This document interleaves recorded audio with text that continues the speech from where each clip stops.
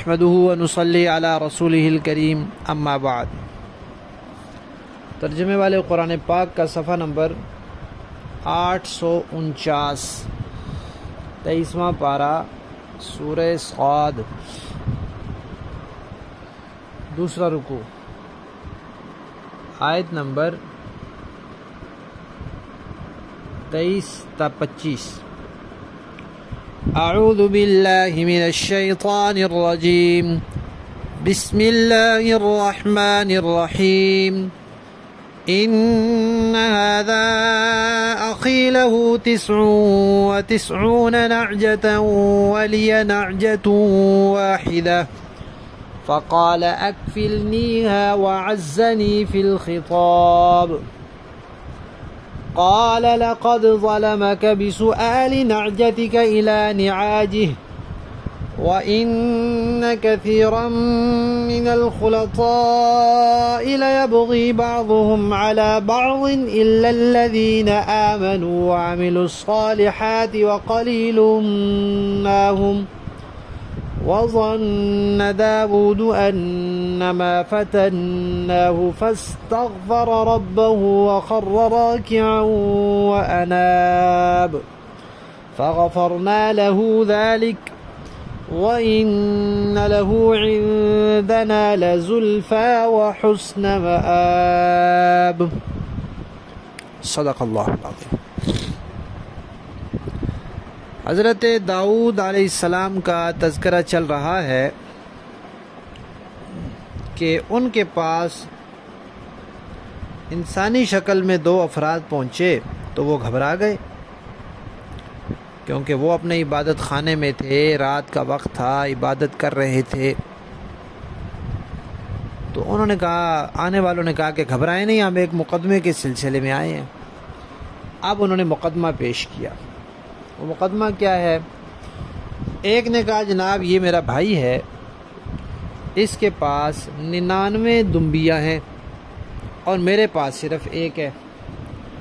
اب یہ کہتا ہے کہ یہ ایک بھی اس کو دے دوں، یعنی وہ اس پہ جبری قبضہ کر رہا ہے، اور گفتگو میں اتنا زور آور ہے کہ اس نے اپنے زور بیان سے مجھے دبا لیا ہے، مجھ پر غالب آ گیا ہے، باتوں میں میں اس کا مقابلہ نہیں کر سکتا۔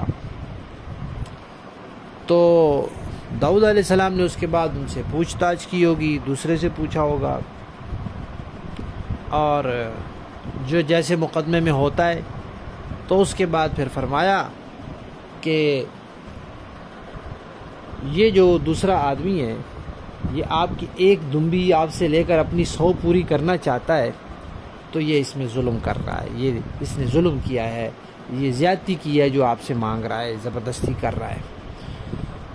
پھر کہا کہ جو لوگ کاروبار میں شریک ہوتے ہیں ان میں بہت سے لوگ ایسے ہوتے ہیں کہ جو دوسروں پر ظلم کرتے ہیں، زیادتی کرتے ہیں، ناانصافی کرتے ہیں، لیکن ساتھ ہی یہ بھی بتا دیا کہ جو ایمان اور تقوی والے ہوتے ہیں، عقیدہ صحیح ہوتا ہے، دل میں خدا کا خوف ہوتا ہے، وہ ایسا نہیں کرتے، لیکن ہیں وہ کم، وہ بہت کم ہے، اس زمانے میں بھی کم تھے، آج بھی کم ہے۔ یہ تو ان کا فیصلہ سنا دیا۔ اب جب فیصلہ سنایا وہ ایک دم غائب ہو گئے۔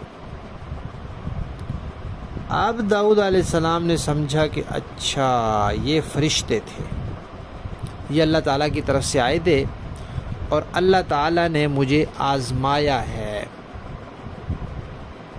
تو انہوں نے فوراً اللہ تعالیٰ سے بخشش طلب کی اور سجدے میں گر گئے۔ اللہ تعالیٰ فرماتے ہیں ہم نے ان کو معاف بھی کر دیا۔ اور وہ جو تھے داؤد علیہ السلام، وہ کوئی معمولی بندے نہیں تھے، وہ اللہ کے نبی تھے، اور اللہ فرماتے ہیں کہ وہ خاص نبی تھے، ایسے کہ ہمارے پاس ان کا خاص تقرب حاصل تھا ان کو، اور بہترین ٹھکانہ اور انجام ان کا ہے ہمارے پاس۔ نبیوں میں بھی آخر مرتبے ہیں، تو وہ نبیوں میں بھی کسی اونچے مرتبے پر تھے، جیسے پہلے ہم پڑھ چکے ہیں کہ انبیاء میں سب سے افضل نبی پاک صلی اللہ علیہ وسلم ہے، اور ان کے علاوہ 5 آپ کے علاوہ 4 اور، یعنی کل 5 انبیاء کو اللہ تعالیٰ نے فرمایا کہ یہ بڑے اولو العزم پیغمبر ہیں۔ تو ان میں نوح علیہ السلام بھی ہیں، ابراہیم علیہ السلام بھی ہیں، موسیٰ علیہ السلام بھی ہیں، عیسیٰ علیہ السلام بھی ہیں۔ تو اس طرح انبیاء میں مرتبے ہیں۔ تو داؤد علیہ السلام کو بھی اللہ تعالیٰ کے یہاں خاص مرتبہ حاصل تھا۔ یہ بات ہو گئی۔ اب بات یہ ہے کہ وہ کیا آزمائش تھی اور داؤد علیہ السلام نے کیوں اللہ تعالیٰ سے معافی مانگی اور کیا چیز اللہ تعالیٰ نے ان کو معاف کی۔ تو اس سلسلے میں پہلی بات تو یہ یاد رکھنی چاہیے کہ انبیاء کرام علیہم الصلاۃ والتسلیمات معصوم ہوتے ہیں، گناہوں سے بالکل معصوم ہوتے ہیں، ان سے کوئی گناہ نہیں ہوتا، نہ چھوٹا نہ بڑا، نہ نبوت ملنے سے پہلے نہ اعلان نبوت کے بعد۔ لہذا کسی نبی سے گناہ تو ہو نہیں سکتا۔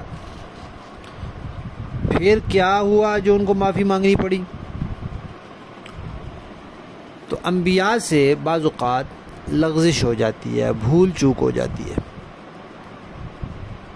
تو ان کا مرتبہ چونکہ بہت بڑا ہے، اللہ تعالیٰ کا قرب بہت ہے، تو اس مرتبے کی وجہ سے ان کی وہ لغزش بھی اللہ تعالیٰ کے ہاں قابل تنبیہ ہوتی ہے۔ تو وہ اس لغزش پر اللہ سے معافی مانگ لیتے ہیں اور اللہ تعالیٰ معاف کر دیتے ہیں۔ جیسے آدم علیہ السلام سے بھول ہو گئی، جان بوجھ کے اللہ کی نافرمانی نہیں کی لیکن بھول ہو گئی اور وہ کھا لیا، تو پھر معافی مانگی، اللہ نے معاف کر دیا، گناہ نہیں تھا، کیونکہ بھول گناہ نہیں ہوتی۔ اسی طرح موسیٰ علیہ السلام سے بلا ارادہ وہ بندہ قتل ہو گیا، تو وہ گناہ تو نہیں تھا، جان بوجھ کے تو نہیں مارا تو مکہ تھا، مکے سے بندہ مرتا نہیں، لیکن وہ کسی ایسی جگہ لگ گیا، مر گیا۔ تو انہوں نے اللہ تعالیٰ سے معافی مانگی اس لغزش پر، تو وہ اللہ نے معاف کر دیا۔ اسی طرح یونس علیہ السلام تھے، اللہ تعالیٰ نے ان کو کہیں جانے سے منع تو نہیں فرمایا تھا، نہ یہ فرمایا تھا کہ آپ نے انتظار کرنا ہے ہمارا کہ جب تک ہم کوئی حکم نہ دیں۔ تو لیکن ان سے یہ لغزش ہو گئی کہ بھئی انتظار کیا نہیں اللہ کے حکم کا اور وہاں سے تشریف لے گئے، تو یہ لغزش ہو گئی اور ان کو مچھلی کے پیٹ میں جانا پڑا، تو انہوں نے معافی مانگی، اللہ نے معاف کر دیا۔ تو انبیاء سے لغزش کبھی ہو جاتی ہے۔ 2 مثالوں سے بات سمجھیں۔ روزے کے دوران انسان بھول جائے روزہ اور کھا پی لے، روزہ نہیں ٹوٹتا، لیکن حج کے دوران اور نماز کے دوران کوئی کام بھول کے نماز یا احرام کے منافی کر لے، نماز ٹوٹ جاتی ہے۔ حج کا وہ لازم ہو جاتا ہے اس پر چٹی۔ ایسا کیوں ہے؟ اس لیے کہ نماز کی ایک خاص حالت ہے، وہ حالت بندے کو یاد دلاتی ہے کہ بھئی نماز میں ہے تو۔ حج کے دوران، عمرے کے دوران احرام ایک خاص حالت ہے، وہ حالت اس کو یاد دلاتی ہے کہ بھئی تم احرام میں ہو، لیکن روزے کی کوئی خاص حالت نہیں ہے جو اس کو یاد دلائے۔ تو اس لیے روزے میں جہاں خاص حالت نہیں وہاں بھول معاف ہے، اور جہاں خاص حالت ہے وہاں بھول معاف نہیں۔ یہ ایک مثال ہے۔ دوسری مثال، ایک آدمی بیمار ہے، اسپتال میں داخل ہے، اس کا کوئی دور پار کا تعلق والا آتا ہے اور اس کے پاس 2 منٹ 5 منٹ بیٹھتا ہے، حال پوچھتا ہے، چلا جاتا ہے، تو یہ اس کا شکر گزار ہوگا، شکریہ ادا کرے گا کہ آپ مجھے پوچھنے کے لیے آئے۔ لیکن اس کا اپنا بیٹا، اپنا بھائی آئے اور 2 منٹ بعد اٹھ کے چلا جائے اور پھر مڑ کے پوچھے ہی نہ، تو اس کے لیے، بھائی کے لیے یہ ناراض ہوگا کہ بھائی، یا بیٹے کے لیے ناراض ہوگا کہ میں اسپتال داخل تھا اور یہ 2 منٹ وہاں بیٹھ کے چلا گیا، یہ وہاں ٹکا ہی نہیں، میرے پاس رہا ہی نہیں۔ تو بھائی بیٹے کے ساتھ تعلق زیادہ ہے، قریبی ہے، اس لیے وہی کام جو کسی دور کے تعلق والے نے کیا اس کے لیے تو وہ شکر گزار ہے، لیکن یہی کام اپنا بیٹا بھائی کر رہا ہے تو اس کے لیے وہ ناراض ہو رہا ہے۔ تو اس طرح کئی کام ایسے ہوتے ہیں کہ عام لوگ وہ کرتے ہیں تو ان کے لیے تو وہ کسی طرح کی اس میں کوئی تنبیہ نہیں ہوتی، کوئی قابل ملامت نہیں ہوتے، لیکن انبیاء چونکہ اللہ کے بہت قریبی ہوتے ہیں اس لیے ان کے لیے پھر وہ بات قابل تنبیہ ہوتی ہے، لیکن گناہ بہرحال نہیں ہوتا، اس لیے کہ گناہ کہتے ہیں اللہ تعالیٰ کی نافرمانی کرنا، جان بوجھ کر کرنا، یہ کام انبیاء سے کبھی نہیں ہوتا۔ تو اب داؤد علیہ السلام سے لغزش کیا ہوئی؟ تو اس بارے میں بہت سی باتیں ہیں، جن میں سے زیادہ مستند بات حضرت ابن عباس رضی اللہ تعالیٰ سے منقول ہے، وہ یہ ہے کہ حضرت داؤد علیہ السلام نے اپنے گھر میں یہ معمول بنایا کہ ہمارے گھر میں ہر وقت عبادت ہونی چاہیے۔ گھر کے افراد جو ہے وہ اپنے اوقات تقسیم کر لیں، فلاں وقت وہ عبادت کرے گا، فلاں وہ، تو گھر میں ہر وقت عبادت ہونی چاہیے۔ ایسا کوئی وقت نہیں ہونا چاہیے کہ گھر میں عبادت نہ ہو رہی ہو۔ تو رات کا وقت مثلا حضرت داؤد علیہ السلام کو مل کے انہوں نے کہا ٹھیک ہے رات کو میں کروں گا،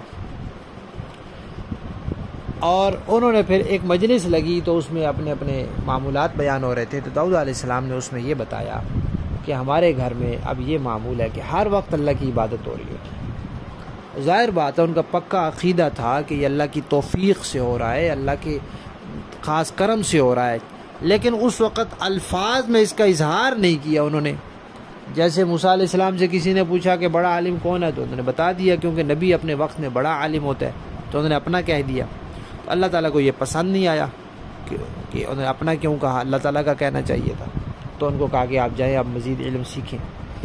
تو اسی طرح داؤد علیہ السلام کا یہ کہنا کہ ہمارے گھر میں یہ معمول ہے، الفاظ میں اللہ تعالیٰ کی توفیق کا ذکر نہیں تھا، تو اللہ تعالیٰ کو پسند نہیں آیا، تو اللہ تعالیٰ نے پھر ان پر آزمائش ڈال دی کہ آپ نے جو معمول بنایا ہے یہ معمول ہماری توفیق سے چل رہا ہے، اگر ہم نہ چاہیں تو یہ نہیں چل سکتا۔ اور وہی ان کی عبادت کا وقت تھا، وہ 2 بندے آگے ان کی بات سننے لگ گئے، تو وہ والی عبادت نہ ہو سکی جو وہ جاری رکھنا چاہ رہے تھے، تو معمول ٹوٹ گیا۔ تو یہ اللہ تعالیٰ نے تنبیہ فرمائی، اور داؤد علیہ السلام بھی فوراً سمجھ گئے کہ اللہ نے آزمایا ہے کہ بھئی یہ معمول ہماری توفیق سے ہے، تو فوراً سجدے میں گر گئے، اور پھر اللہ تعالیٰ نے معافی مانگی کہ آئندہ الفاظ میں بھی اس توفیق کا اظہار ہوگا، اور اللہ تعالیٰ نے ان کو معاف کر دیا۔ باقی یہاں کچھ باتیں ہیں کہ ان کا کوئی فوجی تھا، اس کی کوئی بیوی تھی، تو وہ داؤد علیہ السلام کو پسند آ گئی۔ یہ باتیں انبیاء کے شایان شان نہیں ہیں، حضرات مفسرین کرام نے ان کو پسند نہیں کیا۔ زیادہ سے زیادہ جو بات کہی جا سکتی ہے وہ یہ ہے کہ ایک شخص نے کسی جگہ نکاح کا پیغام بھیجا ہوا تھا، تو وہاں انہوں نے بھی نکاح کا پیغام بھیج دیا، تو اس پر اللہ تعالیٰ نے ہم کو یہ فرمایا کہ بھئی یہ پیغمبر کی شان نہیں ہے، اس کو کوئی جواب وہاں سے مل جاتا، اگر وہ رد کر دیتے اس کو، پھر آپ پیغام بھیجتے۔ اس نے پیغام بھیجا ہوا ہے، پیچھے پیچھے آپ نے بھیج دیا، یہ نبی کے شایان شان نہیں ہے۔ یہ بات زیادہ سے زیادہ اگر کسی درجے میں معتبر ہو تو کہی جا سکتی ہے۔ لفظی معنی دیکھیے، ان ھذا بے شک یہ اخی میرا بھائی ہے، لہو اس کی 99 نعجتن دمبیاں ہیں، ولیا اور میرے لیے نعجتن ایک ہی دمبی ہے، واحدتن ایک۔ فقالا تو اب یہ کہتا ہے اکفلنیہا وہ ایک بھی مجھے دے دو، وعزنی اور دبا دیا اس نے مجھے فی الخطاب گفتگو میں۔ قال داؤد علیہ السلام نے فرمایا لقد پکی بات ہے ظلمک اس نے ظلم کیا تجھ پر، بسؤالی مانگنے سے، نعجتی کا تیری دمبی، الی نعاجی اپنی دمبیوں کو ملا کر 100 پوری کرنے کے لیے، وَإِنَّ اور بے شک کثیراً بہت سے، من الخلطاء جو کاروباری شریک ہوتے ہیں، لا یبغی وہ زیادتی کرتے ہیں، بعضهم علی بعض بعض پر، الا الذین مگر وہ لوگ، آمنوا جو ایمان لائے، وعملوا اور انہوں نے کیے کام اچھے، وعملوا انہوں نے کیے کام الصالحات اچھے، وقلیل اور ہیں کم، ماہم ایسے لوگ کم ہیں، وظن اور خیال کیا داؤد علیہ السلام نے، انما فتناہ کہ ہم نے ان کو آزمایا ہے، فاستغفر تو انہوں نے اللہ سے معافی مانگی، ربہ اپنے رب سے، وخرا اور گر پڑے، راکعاً جھک کر، واناب اور اللہ کی طرف رجوع فرمایا، فغفرنا لہ ذلک ہم نے بخش دی ان کو یہ بات، وان لہ اور بے شک ان کے لیے، عندنا ہمارے پاس، لزلفی خاص قرب ہے، وحسن مآب اور اچھا بہترین انجام ہے۔ یہ جو آیت نمبر 24 ہے یہ ہے سجدے والی آیت، تو جو کوئی اس کو پڑھے اپنی زبان سے، صرف آنکھوں سے دیکھنے سے سجدہ واجب نہیں ہوتا، زبان سے پڑھے یا سنے براہ راست تو اس پر سجدہ واجب ہو جاتا ہے، البتہ ریکارڈنگ کا وہ حکم نہیں ہے جو اصل والا ہوتا ہے۔ تو جو خود پڑھیں گے یا کسی سے براہ راست سنیں گے یا علماء نے لکھا ہے کہ ترجمہ بھی اگر پڑھیں تو احتیاطاً سجدہ کریں، واجب ہے، اور جو صرف ریکارڈنگ سنیں گے ان پر ریکارڈنگ کی وجہ سے سجدہ واجب نہیں ہوگا۔ بامحاورہ ترجمہ دیکھیں۔ ان هذا اخی له 99 نعجة ولی نعجة واحدة، یہ میرا بھائی ہے، اس کے پاس 99 دمبیاں ہیں اور میرے پاس ایک ہی دمبی ہے، اب یہ کہتا ہے کہ وہ بھی میرے حوالے کر دو۔ فقال اکفلنیها وعزنی فی الخطاب، اب یہ کہتا ہے کہ وہ ایک بھی میرے حوالے کر دو اور اس نے زور بیان سے مجھے دبا لیا ہے۔ قال لقد ظلمك بسؤال نعجتك الى نعاجه، اس نے اپنی دمبیوں میں، داؤد علیہ السلام نے فرمایا کہ اس نے اپنی دمبیوں میں شامل کرنے کے لیے تمہاری دمبی کا جو مطالبہ کیا ہے اس میں یقیناً تم پر ظلم کیا ہے۔ وَإِنَّ كَثِيرًا مِّنَ الْخُلَطَاءِ لَيَبْغِي بَعْضُهُمْ عَلَى بَعْضٍ إِلَّا الَّذِينَ آمَنُوا وَعَمِلُوا الصَّالِحَاتِ وَقَلِيلٌ مَّا هُمْ، اور بہت سے لوگ جن کے درمیان شرکت ہوتی ہے وہ ایک دوسرے کے ساتھ زیادتی کرتے ہیں سوائے ان کے جو ایمان لائے ہیں اور جنہوں نے نیک عمل کیے ہیں، اور وہ بہت کم ہیں۔ وَظَنَّ دَاوُودُ أَنَّمَا فَتَنَّاهُ فَاسْتَغْفَرَ رَبَّهُ وَخَرَّ رَاكِعًا وَأَنَابَ، اور داؤد علیہ السلام کو خیال آیا کہ ہم نے دراصل ان کی آزمائش کی ہے، اس لیے انہوں نے اپنے پروردگار سے معافی مانگی، جھک کر سجدے میں گر گئے اور اللہ سے لو لگا لی۔ فَغَفَرْنَا لَهُ ذَلِكَ، چنانچہ ہم نے اس معاملے میں انہیں معافی دے دی۔ وَإِنَّ لَهُ عِندَنَا لَزُلْفَىٰ وَحُسْنَ مَآبٍ، اور حقیقت یہ ہے کہ ان کو ہمارے پاس خاص تقرب حاصل ہے اور بہترین ٹھکانہ بھی۔ صدق اللہ العظیم۔ انبیاء کرام کی عصمت اور پاک دامنی کا معاملہ بہت اہم ہے اور یہ عقائد میں سے ہے، اس لیے اس سلسلے میں ایک تحریر بھی بھیجی جا رہی ہے۔